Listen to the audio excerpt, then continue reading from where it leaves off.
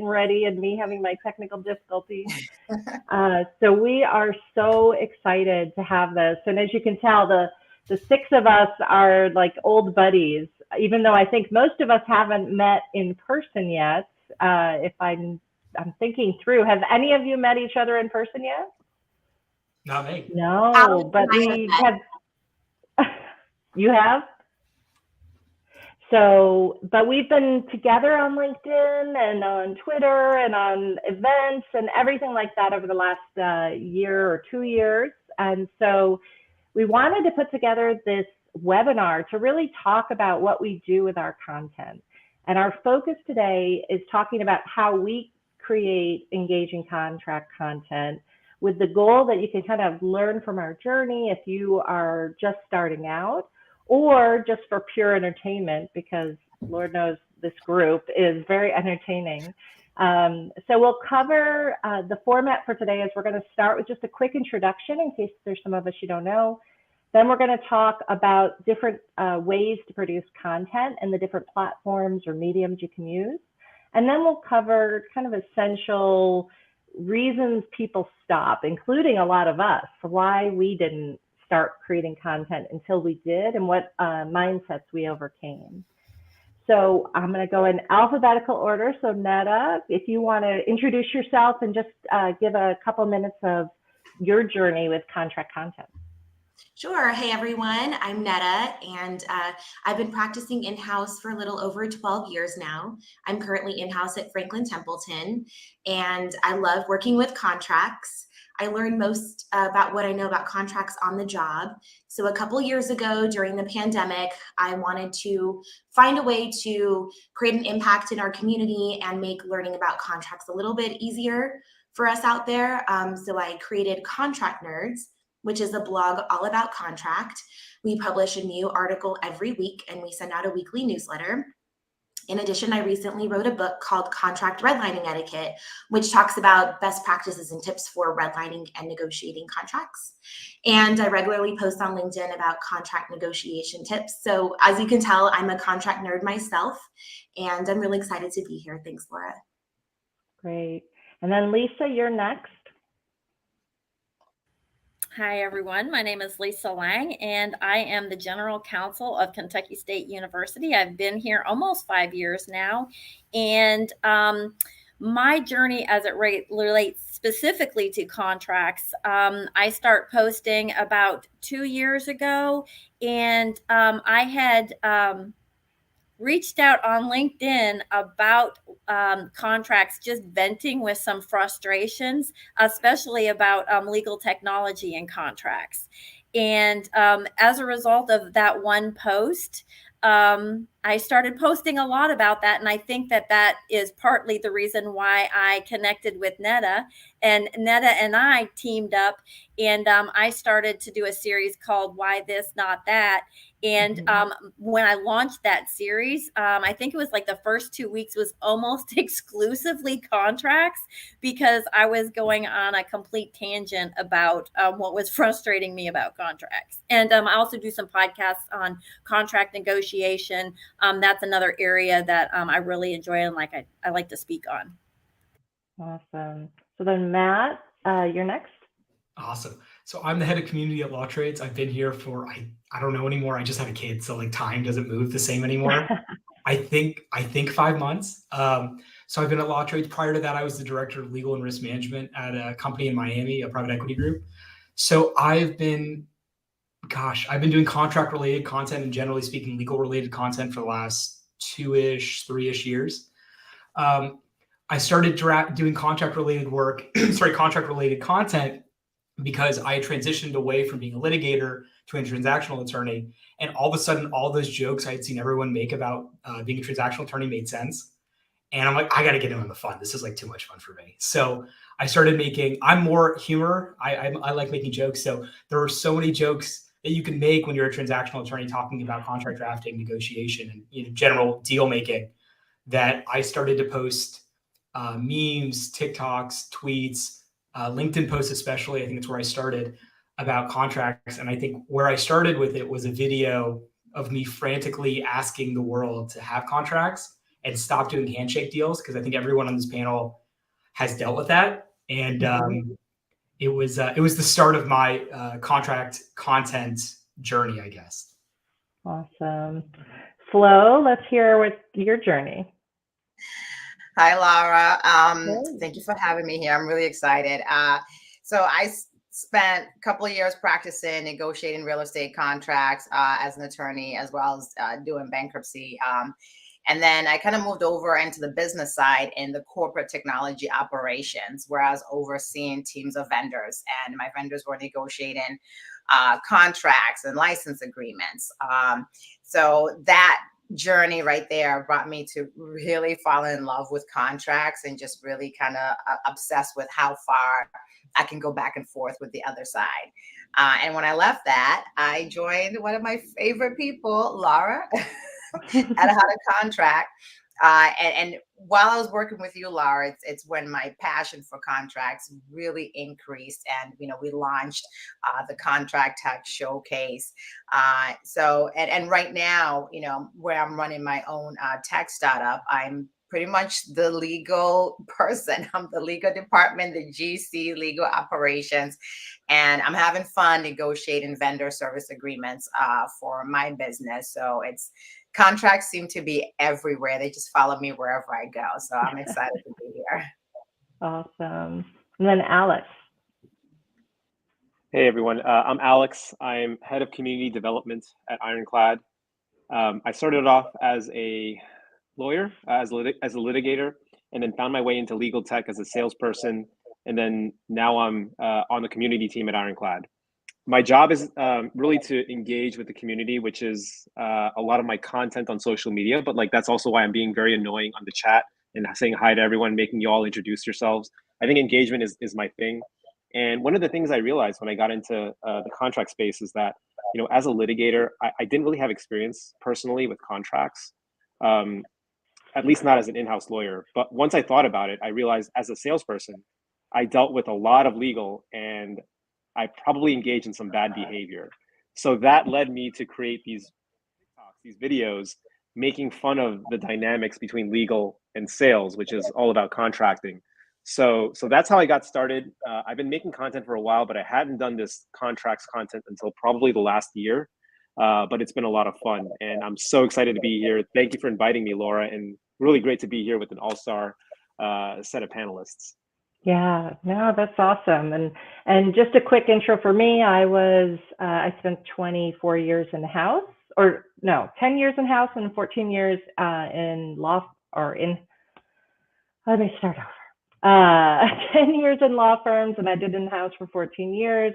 Never created any content, never posted anywhere. It was just work and kids. That's it for all those years. And then I opened my own firm, and I still didn't create any content. And I was just kind of going on referrals for new business. And then about a year into it, right when the pandemic started, I thought, you know what? I should probably figure out a way to get more clients and a steady stream of clients. So I had the idea to post what I knew. And it was basically because I wanted to attract clients. And so I started posting contracts, and I would just kind of tell the world what I thought about some point every day. And that just ballooned into so much more. But I think to Alex's point, that concept of engagement is really what ended up distinguishing what I was doing from somebody who just posts and then turns off LinkedIn and goes away. That every day it became this conversation around contract content. And there was so much need for it. So it kind of moved into a book, and then it became a course, and then a conference, and it's just, become so much more. So it's been a transition for me from regular lawyer to contract trainer through all the content and social media and content courses and things. So great. Well, now that we've introduced ourselves, what I want to do now is kind of pick a social media platform or a way of distributing content and have one of the speakers take the lead. So the first one is TikTok, and we're going to have Flo take the lead on that one, and just talking specifically about the platform and for you, Alex and Matt, and how you three really engage and create content on that platform, and any advice you have for those of us like me and Lisa, and I think Netta, you're just getting started there, or but the rest of us who aren't very active there. Well, I actually started the platform because of Alex, so I'm going to blame Alex on this. Oh, hold on, let me loop in Lisa in here as well. Lisa encouraged me to get on there as well. Honestly, the reason why I started, Alex was having too much fun on TikTok, seriously, and I loved how he was just so free. And it's like, yeah, LinkedIn, you could be free, but I feel like it's to a certain extent. On TikTok, people just don't care, right? You will go on there and you could literally poke fun of yourself and poke fun of your career. But while you're doing that, you're also offering some type of educational element to it. So it's an entertaining way of educating people on whatever topic you want. And so I've done, I think my first video that I did had to do with contract tech, how people can leverage contract tech and not spend, hours trying to chase down their contracts. And I think I played two parts there, where I play this person from the business team, who goes to their attorney's house looking for their contract, right? And they're ringing their doorbell and they're looking for their contract. And, the whole point was this is silly. It makes no sense. If you're leveraging contract technology, then you'll know exactly where your contract is, who has it, how long they've had it. But it's fun. And I think, Alex, you actually do it really well. Your videos are fantastic. Well, thank you, Flo. I love your content, and I follow you on TikTok. I never imagined that TikTok would be a thing you could tie into business or into work. Lisa also encouraged me to get onto TikTok in the early days, and I felt actually very uncomfortable making those videos. But what I did was I started making them and not thinking too much about what people would think. And I found that humor would be my angle. And, Matt and I actually have talked about this. I think everyone has their type of niche. It could be funny skits like mine. It could be narration and talking into the camera about funny stories. It could be a lot of different things. And I think you've got to kind of figure out what makes sense for you. And, as I made my videos, what made sense for me, because I was a new father, I would use my daughter's, at the time she was 1, turning 2, using her toys as props. And I think Jenny in the chat referenced the toy phone. So I've got it here. This is probably the most famous artifact. This phone gives me strength, please. Well, if you want to get deep into it, this is representing how lawyers are always on call. So if you ever want to know any symbolism behind it, but I do think that you do have to find what works for you and what your niche is. And sometimes that means getting out of your comfort zone and posting something that feels, risky, but you can always delete it. And, that's what I did. And I eventually found that this had traction. So, that's been my approach. And I know, Matt, you've had kind of a similar, but also slightly different story, right? For TikTok? For TikTok. Yeah. When I came on TikTok, similar, very similar. I came on TikTok, I think, because I saw Alex posted a TikTok and I'm like, I gotta jump on this, right? Like it seemed like so much fun. And I had started doing videos, but not on TikTok. And TikTok is great because it allows you, if you're watching, it allows you to, it's just better editing. You can put sounds to it. It presents a pretty good video. So I jumped on there. I tried to do skits and it just didn't work for me. It didn't make sense. So I would do contract related skits. I would do general legal. And I realized talking to the camera, to your point, Alex, talking to the camera, narrating stories from my own practice, from my own experience, resonated a lot more with my followers than anything else. So it's finding, and that took a while. That took a lot of guess and check.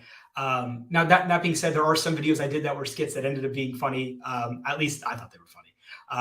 Maybe everyone else didn't find those super funny, but I think an example and something that I like to touch on in TikTok, especially, is things that is almost like universal truths for attorneys. So the classic one was, it was like drafting a contract, sending it to your boss, clicking, took you hours, days, if you will, right? And on the top, you don't realize because it's in all caps, and everyone knows all caps in Microsoft Word is, it's always a problem. So you see a glaring typo, but only after you send that email. And I liked that kind of content on TikTok as well, because it's something we all can relate to, especially if you're a transactional attorney. We've all done it. We've all sent that email.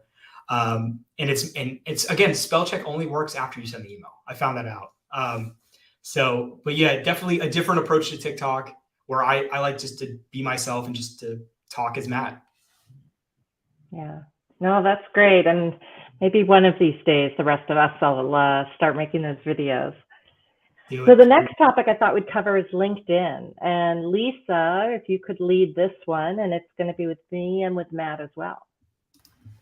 Sure. So, with LinkedIn and contract content specifically, it's something that happened by accident.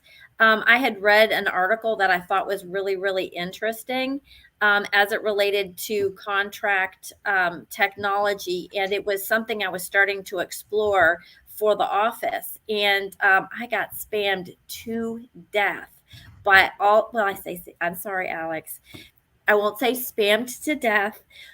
Lovely salespeople were reaching out a lot, wanting to have conversations about their products, not you, Alex, but other people. And I was trying to be nice, but some of them were crazy aggressive.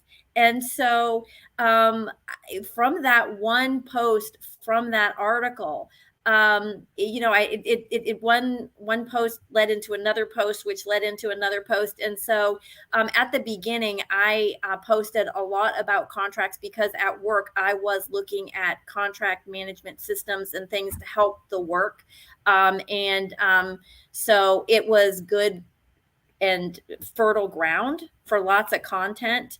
It wasn't funny content, but it was content that I felt the world was ready for, because I felt like there were a lot of general counsels and in-house counsels out there who were desperate to know and understand better what was out there. And so I did start doing some product demos and getting on calls with people just because I wanted to have a better understanding of what it was and how it could help.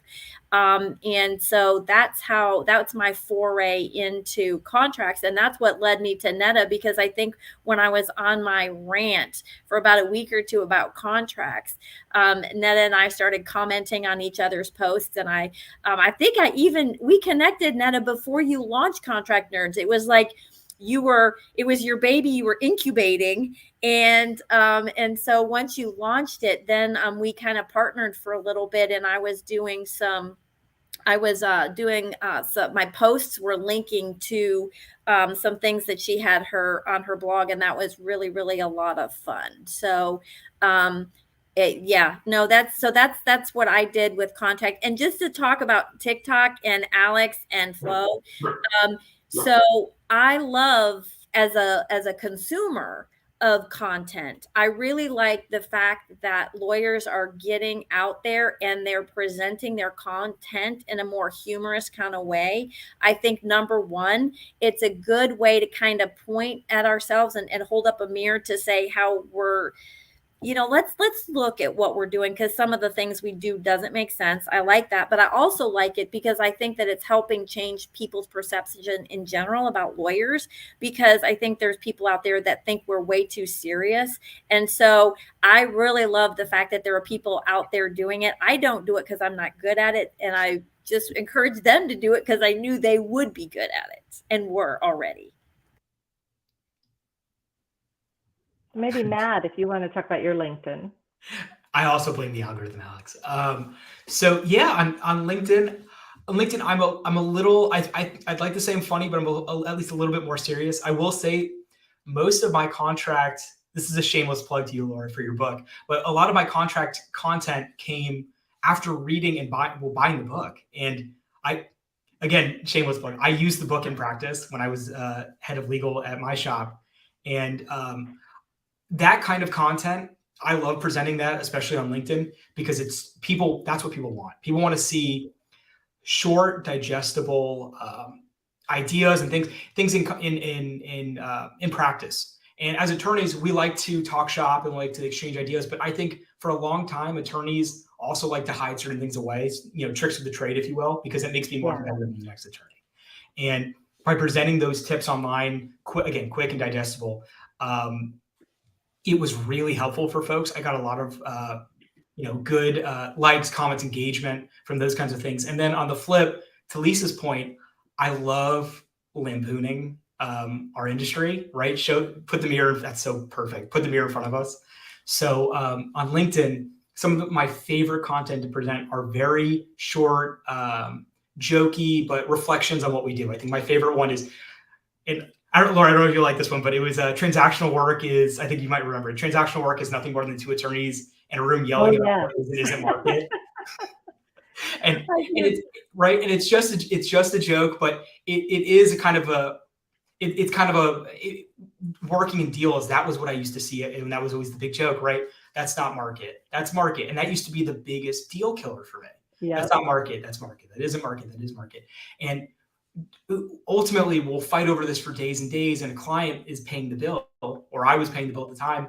And I thought that was such a funny reflection. It resonated with people because there's plenty of folks, whether you're an attorney or not an attorney, that's been negotiating a contract or been paying for someone to negotiate a contract and has been in that scenario. And they're like, you're right, but you're wrong. You're wrong because that's not all we do, but you're right because I get what you're getting at.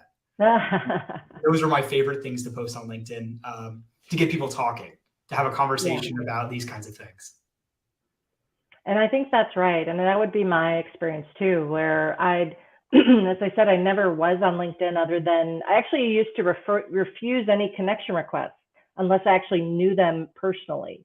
And so I did that really up until 2020. And then I started posting. And so then I realized, well, that was stupid. Like, why not? Why limit myself so much in this world? There are so many great people that I've met that weren't people I'd known in person, or some of them aren't even in my industry. I think of Pay, my friend, my Salesforce business owner in London, who has become one of my kind of best online friends, and I've never met her. She does Salesforce consulting, but that's the power of LinkedIn. So for me, I've taken a different tact because my focus and what I really love doing is helping people learn how to do the basic stuff that we do all day long when we do contracts. And I was always frustrated that nobody, kind of explained the way we really do it. There was a lot of academic explanations, but I just wanted to know, like, okay, I see the parties to a contract. What am I supposed to do now?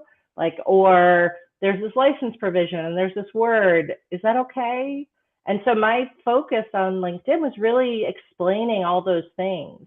And it was, essentially the magician's secrets is the way I thought of it, is trying to show everyone what we learned over the years of being a lawyer and explaining it in very straightforward language and straightforward content.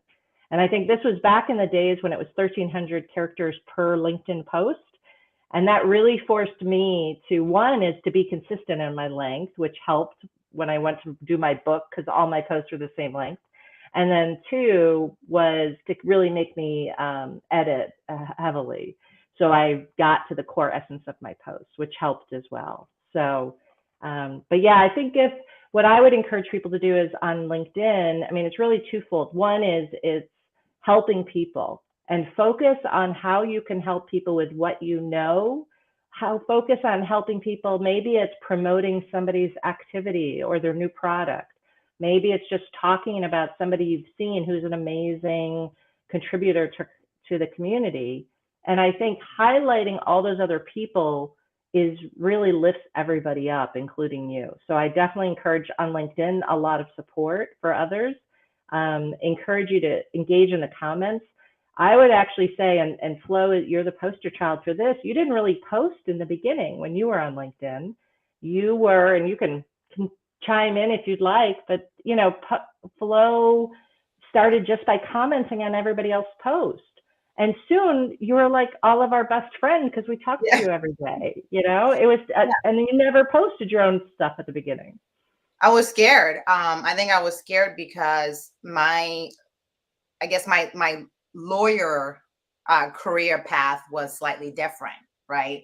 I didn't come from this big law firm. So I was just kind of seeing how people would perceive me. because I've been in practice and I've been on the business side of the house. And I was feeling a little insecure, to tell you the truth. So I knew what I wanted to say, but I didn't have confidence at the time in my skill set to be going up, against other lawyers like you or Lisa or Nada. I felt really nervous. But I think what I really owe, and I've had a conversation with Alex about this, when I started seeing Alex and then I started seeing Colin Levy, they're talking about contracts, but they're talking about it through, legal technology and contract technology. That kind of woke me up to, hey, I have things that I can say and that I can share. And you and Lisa have been my biggest cheerleaders. I wouldn't have come out of my shell if it weren't for you and Lisa. I call you guys my fairy godmothers, and I feel like Cinderella when I'm around you guys, because you really helped me get my voice. You really were like, Flo, you have great content. You have good things to say. Just speak up. And again, when I saw Alex doing what he was doing, and I'm like, there's nothing wrong with me. Yes, I've had not your traditional legal background, but I'm still well knowledgeable in contract negotiations. And what I bring to it is also the tech aspect of it. How can you efficiently and effectively negotiate your contracts by also leveraging technology to get the job done? So I say thank you to you, Alex, and Lisa for continuously being there for me and being wonderful cheerleaders. Oh, well, I think I probably speak for Lisa too. We just recognized the talent that you had, and it was so wonderful to see. And it was such a nice, you've always been so supportive of everyone. And that kind of goes to that idea of LinkedIn and engagement and supporting others is really critical. And I think the other thing is everybody has something to contribute. You don't have to be, 20 years of experience to be able to help. There's lots of lawyers out there who, are law students and helping other law students, or new lawyers and helping other new lawyers. And so I love seeing that, because it's not just the people with massive experience who have something to say and something that others will value. And just to jump in on that, Laura, real quick, the thing about Flo, and I think you probably recognize this too, that woman would write as much in a comment as some people would put in a post.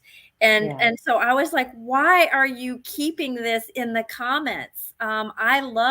She really drove engagement to posts because she made really great points. And that's why we kept having this conversation. And so, you talk about all, tides lift all boats. I think I can take it back. Alex did the same for me when I was in the comments of his posts. Now, I will say, I don't think it took him as long to drag me out of the comments as it took me to drag Flo out of the comments. But awesome. Well, let's move on, and I'm going to move to newsletters if I could, and that's Alex. You were going to take the lead on that, and Nada, you two are big in newsletters. I hope to join you soon, but I'd love to hear what you have to say about that. Well, Laura, for newsletters, I'm still relatively new at this, and I would love to hear from Netta because she's built a great platform on her newsletter. But I think it's challenging because I'm used to social media, which has different dynamics. And I'm curious to hear from Netta, how you started thinking about creating a newsletter, like why you decided to do it. And I'm very curious about how it's different than social media. Yeah, great question, Alex. So I started out kind of posting on LinkedIn, and then when I realized I had a little bit more I wanted to say, and I kind of wanted to catalog all of the articles somewhere on a website, that I should move into a blog. And so with the blog, I started following other blogs, and I noticed that they have newsletters, and that's a great way to distribute the content. When you're not getting it on a social media feed, it goes straight to your email inbox. And people are on their phone all the time, maybe have their social media apps closed or notifications turned off. But email is a great source because we're all on our email all the time. So I just started, following other newsletters and subscribing, kind of seeing what they talked about. And some have, kind of like they talk directly to the subscriber, like, hey, thanks for, subscribing. Here's what I'm up to this week. And then others do more like an informational, or some just have a bunch of links. So my newsletter has changed its format so many different times over the past almost 2 years that I've been running it. But I knew I wanted to post a new blog article every week, and then I would sync up the newsletter with my publication of the new blog article. So for sure, my newsletter would contain that new blog post. What else it would contain in addition to that, that's kind of what I've been moving around. I started out saying like, hey, contract nerds, and then I would kind of talk to the subscribers directly. And that was a lot of writing, because I was already writing a blog post, I was writing LinkedIn content, and now I had to come up with something new to write in the newsletter. So then I started, kind of tweaking that a little bit. I started adding events. So what are some free events out there where people can learn more about contracts? And people really loved that, because they're kind of all sprinkled in different places, and I wanted to house them all in one place. So I would do, what's coming this week, what's coming in down the line. And really with a focus on free, because the whole reason I wanted to create Contract Nerds and the community was so that anybody could access it, whether you're a law student or whatever.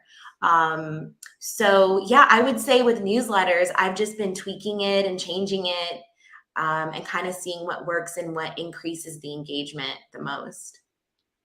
I love the newsletter concept because, we were joking before about how I haven't liked your content on LinkedIn. It's because I didn't realize you were posting. And this goes to like why I think algorithms, like, you live and die by the algorithm. And if it doesn't promote your content, it's challenging. I think that's why I was fascinated by newsletters, because you could have a more direct conversation with people. And I'll tell you, Netta, like, I read every single one of the Contract Nerds emails. I thought you were, and so I thought it was like you were focused on a newsletter, but I think that also illustrates the challenge of social media and algorithms and why it can be helpful to diversify. Yeah, thanks so much, Alex. Yeah, absolutely. And I think people digest information in so many different ways. So for me, it was like, do I do more than one social media platform, or do I do the newsletter? So for me, I'm on LinkedIn and the newsletter, and I have a small presence on Instagram, but I haven't ventured into TikTok or anything else yet, because every decision takes time to really develop and build your presence there. And rather than being spread thin, kind of just picking maybe 2 or 3 different platforms where you could kind of repurpose the same content and talk about it in different ways or receive it in different ways. So, but how's your newsletter coming along, Alex? It's just a journey. It's like so much content that I have to produce. I can't imagine doing it for a long time, because unlike the short, punchy social media posts or like a quick TikTok, you really have to think through how you write it. And like many of us lawyers, I reread it and I'm like, this looks like trash. I want to not send it out. And I've come to realize, and I don't know if any of you had this thought process. I'm like, if I were to put out something that's 99% ready, I would not produce anything. So I create this bar for myself around 60% ready to 80% ready. Then I'm like, all right, I'm hitting send. And I put out some bad stuff. So, I think the newsletter has been a great journey to kind of learn how to create content without being self-conscious about it. Because I think unlike many others who may feel that way about social media, I've been doing this for a while. And I know we want to talk a little bit about like what causes people to pause, but I like to put out imperfect content just because I'd rather start that dialogue than to put out something perfect. Yeah, absolutely. And just like on LinkedIn, or any social media platform that has an algorithm, with newsletters, I think your subscribers want to see consistency. So a lot of times I'd be like, oh, this just isn't ready yet, or it's not where I want it to be, but it's Wednesday and I need to get it out. Now, a couple of times I did push to Thursday for a reason here and there, but I haven't missed a newsletter since I started. And to me, that would be, that would be like the worst thing would probably be to make a commitment and say, you're going to get this once a week and then not do it, rather just to put the content out. Someone will still learn something from it, even if it's not phrased perfectly or there's a grammatical error or something. Yeah, no, that makes a lot of sense. Thanks for covering all that. So let's talk while we were talking about Twitter. And this was Matt, you were going to take the lead and talk to Alex. I think you two are probably the biggest Twitter people on this call. I guess. So I actually, speaking to what you guys were just talking about, Twitter has taught me to be imperfect. LinkedIn was the same thing where I would look at my LinkedIn posts probably, and I would always catch the typo after it was posted, but I would look at LinkedIn forever, and luckily there's an edit button. So eventually I would edit things, and I think early posts I would edit. But on Twitter, you can't edit, and you just have to live with the mistakes. You have to live with the potentially imperfect content or the imperfect thought or the comma that's in the wrong place or whatever it was. So on Twitter's an interesting platform because you present very fast, either a thoughtful, idea in a sentence or two, or a thread, but whatever it is, it's never going to be the perfect content. It'll never be the perfect content. So for Twitter, I love using it where I will post something maybe like, I think the perfect example was something recently, very quickly.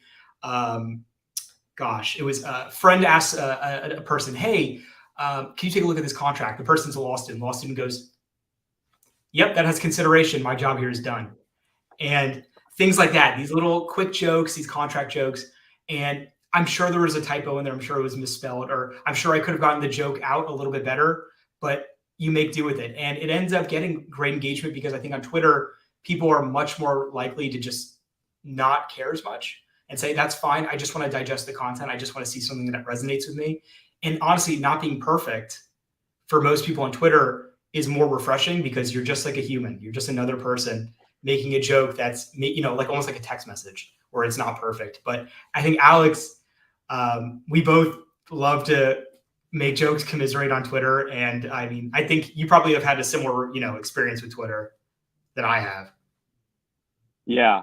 Twitter is kind of different than LinkedIn. And I'm curious from the audience, feel free to chime in if you're active on Twitter. I suspect most of us are more active on LinkedIn, but I started my Twitter journey probably about a year and a half ago after being active on LinkedIn, and I was like, I'm a little bit scared of this place.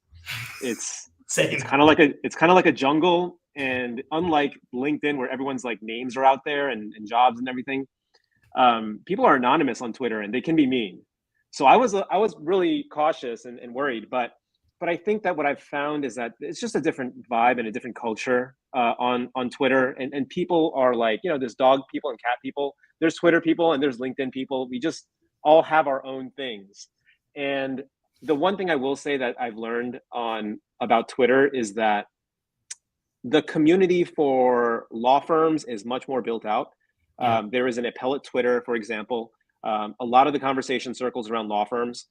I have found that LinkedIn does have more legal departments and interaction with contracts and transactional practice, whereas on Twitter, for whatever reason, most lawyers and most people in legal are dealing with litigation and are talking about cases. I thought that was kind of interesting, and I'm always, whenever I put out contract content, it doesn't perform as well as the litigation content. But I'm still trying to figure that out as I go. And yeah, it's been really, really interesting. And I'm not sure if any of you have ever, any of the panelists here have dipped their toes into Twitter, because it's kind of different. Yeah, no, I was going to add, I had the same experience where it's almost like people who are good at quips and, can say something very insightful and cool in 2 sentences do well in Twitter, which is not me at all. I am, I'm the one who would read something and then in the shower the next day, oh, I know, and want to reply that way. And yeah, I just like the more thorough engagement, the more thoughtful, at least in my experience, kind of discussion points in LinkedIn compared to Twitter. So yeah, I've tried it. I keep trying, but it doesn't feel right for me. So one of these days I may give up and just abandon it. That's kind of how it is. Like, it really is like, I think, and it's funny because I think on both platforms, you'll see a little bit of pot shots, right? On Twitter, I always see people saying, oh gosh, post that on LinkedIn. And then on LinkedIn, everyone's like, I'm out. This isn't Twitter. Like, take it easy. So I think Twitter really is almost like, because you can be anonymous. It allows people to make those quips, to make those jokes that normally they wouldn't make on LinkedIn, because on LinkedIn, their boss is watching, right? Yeah. So LinkedIn is much more polished, professional, where on Twitter, you're right, you can make these quips that imperfect quips that maybe aren't as appropriate, or it's something that someone wants to say. And I actually have seen a lot of lawyers on there with anonymous accounts, airing their frustrations about the practice of law, about cases, about things of that nature. And it honestly, it provides for very entertaining content, very insightful content, because you'll start to have folks talking about, hey, I've dealt with this on this types of transactions. It's driving me nuts. And normally on LinkedIn, they may not vent about that, but seeing it on Twitter, it actually will allow me to be like, oh, I didn't realize that's an issue someone's dealing with in the field. So it's good to know. And maybe if I see it, and the only way someone can ever really post that is, again, under some, a picture of an NFT and a fake name, always. Yeah. I mean, just to jump on that, because I haven't given up on Twitter. I'm starting to see kind of people following back now. I'm starting to see that little trickle of people coming in. I think overall, when we're talking about the social media platforms, what I've learned is that you've got to have patience. It's not gonna always happen like overnight. But if you just keep posting, and just stick to what you know, I think eventually people will start following you. I just need Matt and Alex to make sure they like my Twitter posts and comment, because that's how I'm going to grow my following. So I'm going to start showing up at your house, Alex and Matt. Understood. Well, let's get to the last kind of category of content, which is books. And Netta, do you want to, you just came out with your book, so I'd love to hear more about how you approached it and advice for others. Yeah, so what you said resonates with me, Laura, that kind of, I think we approach our content from a similar standpoint, that it's more informational and educational.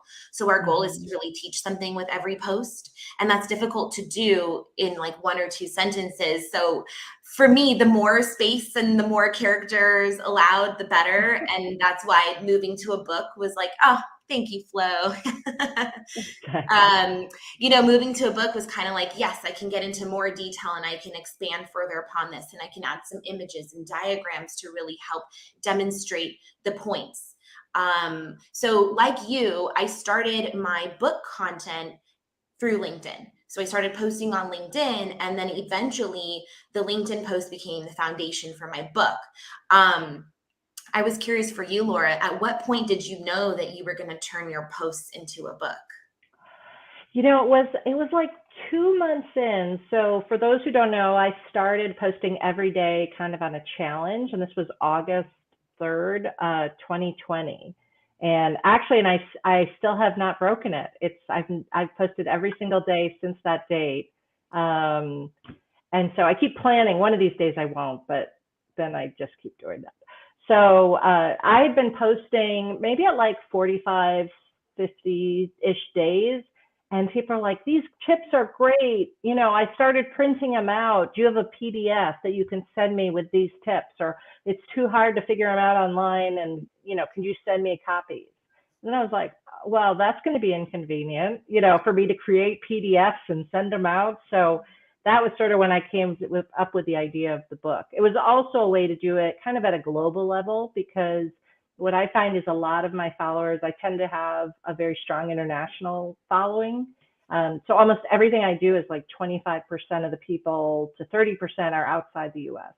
And so the book was a way I could distribute that to them as well, because I did it through Amazon, and Amazon's everywhere for good or bad. Thank you, Flo. There it is, how to contract. It's actually really fun because if you go to buy my book, Contract Redlining Etiquette, then Amazon recommends like other people who bought your book frequently buy, and how to contract is right next to it. So it was really fun to see that our books are together.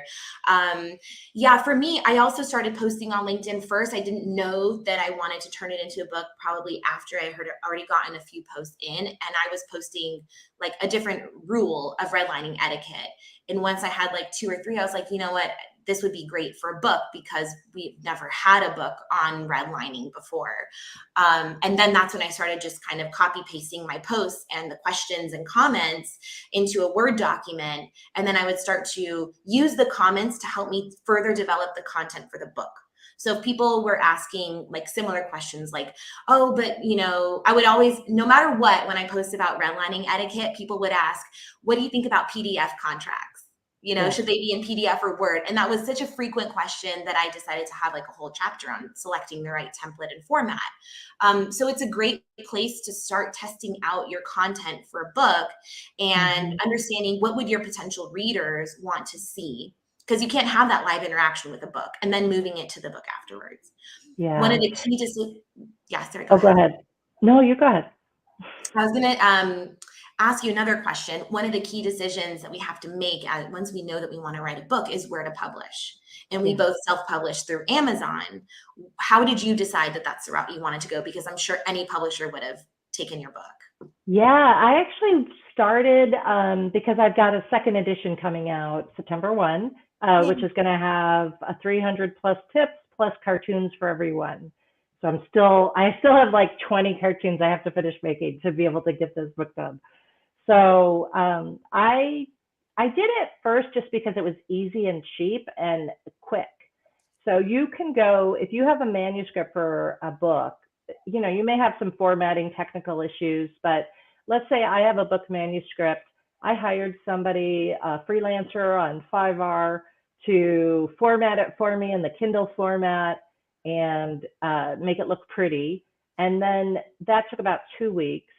And then I uploaded to Amazon and it was public and available to purchase like 2 days later. So the path you go from having a Word document that, of course you'd have to be happy with it, but a Word document to publication is a couple of weeks. I reached out to some agents and publishers about doing my next edition through a more formal publication route. And I was told it would take at least a year, maybe a year and a half. And they set the pricing too. So some of these books that we see in law that are, super high priced, that's because the publishers are picking those prices. And then you're sharing a lot of the profits with the publisher. Of course, you're getting their distribution network and some of those things, but for me, it was, my focus is really training. And so I knew it was more important for me to get it into the hands of the people who wanted it at a reasonable price than it was to, get published by the ABA or any of those other kind of things. Yeah, that was exactly the same for me. I didn't want my book to be like $100. The whole point was to spread the knowledge and educational and informational points to anyone who works with contracts, whether they're a lawyer, whether they're a law student, or they're in sales or legal ops or whatever the case may be. So that really, the self-publishing route is just, you are your own publisher. So it's great to already have a following and to already have created, some of that presence through social media, because then you can do your own PR as well. And you've already established that following of people who are interested in that type of content, but it really allows for a lot of flexibility. Yeah. The other thing I'll add, and then we'll wind up and we'll get to the next section in our webinar, is the only reason I ever published a book was because I had the LinkedIn post. If you had said, Laura, write a book tomorrow and we're going to publish it in 6 months, I'd be like, no, forget it. Because there's no way that I could sit down and write a book. It's just too much. My life's too busy. I'm too scattered. But by posting every day on LinkedIn and then collecting that, whether you do it like I did, which I really just took the posts and published them, or like Netta, you did, where you took the posts and kind of fixed them into chapters and expanded a little, it still gives you the core of the book. And so I'd encourage anybody who's thinking about a book, it's such a great credibility builder to have a book. And so if you just post every, a couple times a week on a subject, post 20 times on a subject, gather it together, expand it a little bit, self-publish. It's just a great medium, both for you and for the public who wants more access to your content. So with that, let's go to the final section, which is going to be some questions. But before we jump into questions, and we'll just take a couple of minutes to go through this, which is for the panel, I'm going to ask you some objections that you probably have in your head. And we could just all come off mute and talk as needed of how did you get past the idea of what would your boss say if you post on LinkedIn? That was a big one for me. Like, I can't post a silly cartoon. What would a boss say? And the only reason I could do it is because I was working for myself. Now, do any of you have how you got past that worry about bosses or anything like that? So I work for a public company, so I did have to clear it through the company. But I make sure that I don't talk about anything that would reveal confidential information. And that's also the reason why I tend to talk more about negotiation rather than drafting, so that it's not, it's a little bit further away from people mistaking it as legal advice. But I did have to, I started a few posts and then I was like, I wonder what my job would think about this. And then I let my boss know and got that approved. Yeah. I actually started because of my employer. So I work on a campus for a university, and we had before a semester started, we did like a campus training, because what we've learned is that our college students communicate in ways that are different than some of the older people communicate. And so there were some people who were trying to reach our students in the areas in which they were at, which is not email, but through social media. And so we were having some issues with staff and faculty members who had the best intentions of the world, in terms of trying to reach out and to do that in an appropriate kind of way. And so the first discussion was like, oh, we need to clamp down on this. We need to do policies and we need to do procedures and we need to keep people from doing it. And I like the fact that my president at the time said, well, no, wait a second. We need to meet our students where our students are at. So I'm not saying you can't use these platforms, but let's talk about how we use those platforms. And if you're going to do it in any way, shape, or form that you're connected with the university, let's talk about a way that it is professional and appropriate. And so like to Netta's point, I started out first doing celebratory posts for students and staff and faculty, but then I started to do content. But when I started to do content, I work really, really hard to make sure that there's no parallels or anybody can draw anything except for what I was doing where I'm posting what my team is putting on the blackboard in my legal suite. Other than that, I try and stay really far away from anything I'm doing in the office. Yeah, that makes sense. So maybe another objection, and I certainly had this, was it's a waste of time. At one point I hired a business coach, and that was one of her first comments, was because I had to track my time and report what I was doing. And I was like, okay, I spend an hour to 2 hours a day on social media, but she's like, well, you have to stop that immediately because that's just a waste of time. And I'm like, no, actually, that's, so much of what I consider my success, both for my law firm and my how to contract, is because of that social media. So there's no specific ROI. There's no like, for every minute I get paid this or whatever. It's a much subtler effort. But yeah, I'd love to hear how you get past kind of it, because it is an investment. You are spending your time, your valuable time on the platform. I could actually speak to this one. When I started practicing, when I started posting online, I was an associate attorney at a law firm. And I remember first posting and I was told, it was very subtle, right? I saw your LinkedIn posts, period. And that's it, right? So there's nothing else to it, right? Which I think for everyone here and everyone watching, we all subtly know what that means. Yeah. So eventually I did get talked to where, hey, look, I see you're posting on there. And it was actually probably both objections. You look a little silly and you should be billing, right? I have a billable hour requirement. If you're hitting your billable hour requirement, but you're posting on social media, you should probably be billing a little bit more. You probably could be billing a little bit more. So it took actual dollars for it to make sense, where I wasn't posting with the intention of obviously bringing in clients, but I did end up having a business development component to it. And once that started to occur, that's less and less that conversation occurred. So that was important, because in social media, I mean, that is really, again, within the confines of your bar association's rules and the ABA rules of solicitation. But keeping that in mind, I mean, it's the greatest tool when it comes to business development. And that stopped any objections that I heard from folks saying it's a waste of time. That also being said, for me, it's cathartic to get my thoughts out. And for my own mental health, someone could say it's a waste of time. It's not a waste of time for me, because it makes me feel better. It makes me feel good, and it helps me get through maybe a rough time by writing about it. Yeah, and I think that's a testament to this community. The 6 of us, and how we've grown to know each other over these last 2 years, and the value that it can have at that mental health connection. I want to also add one more comment on this, because I did have a manager once tell me, "Why are you spending so much time doing this? Maybe you should focus on your job." Unbeknownst to him, I was driving a significant number of inbound leads and marketing to our company. I just think some people don't get it, and because you can't really track the metrics really closely, it can be hard to tell. What I've learned since then, and I no longer work there, what I've learned since then is that this content creation, I think there's many goals behind it. And I think I come from it a little bit differently than maybe some of you, because I'm thinking about it in terms of marketing as opposed to building my personal brand specifically.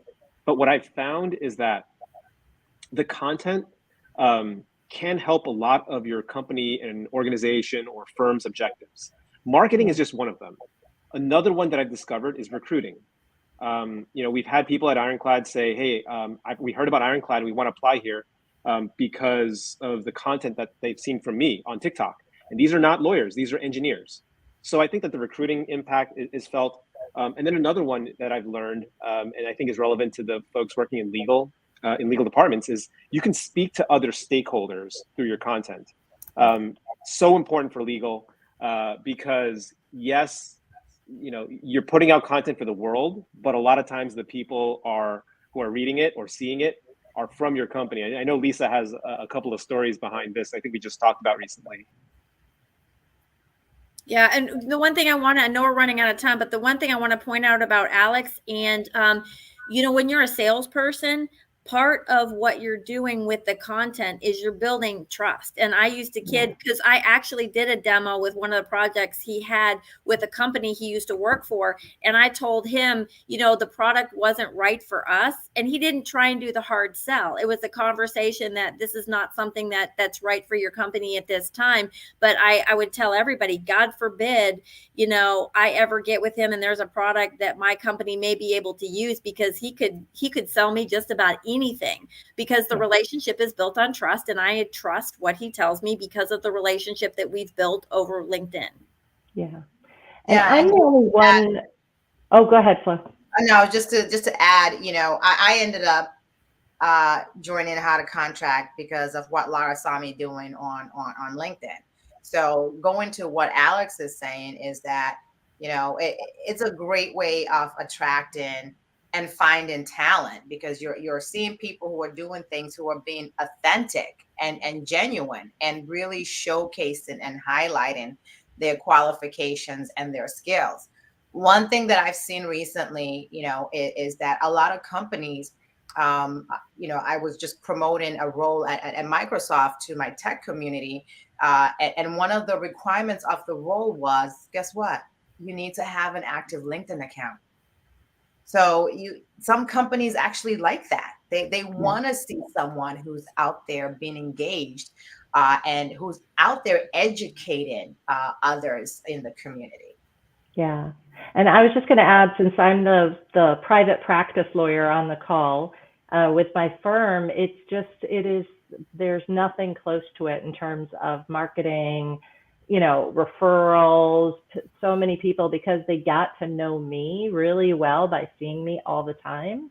And you can't really hide your personality. You can't be a total jerk and then appear really nice on LinkedIn. I don't think that's possible. I think LinkedIn in particular, I think you can hide it a little bit in Twitter, but on LinkedIn, there's just the nature of the engagement. I feel like there's so much support, and so you really get to see people and who they are.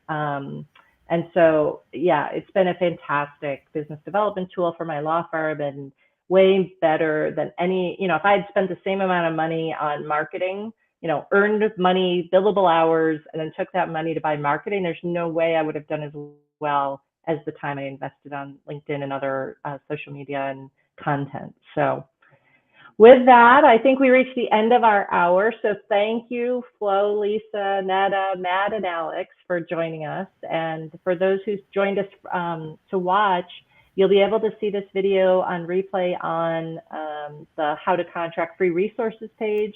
We're also looking to see if we can get it up on our YouTube channel as well, which is another whole social media thing that we haven't focused on, that it's also on my list. So thanks again to everybody. I appreciate it. Thank you. Bye, everybody. Thank you. Bye. Thanks. Take care.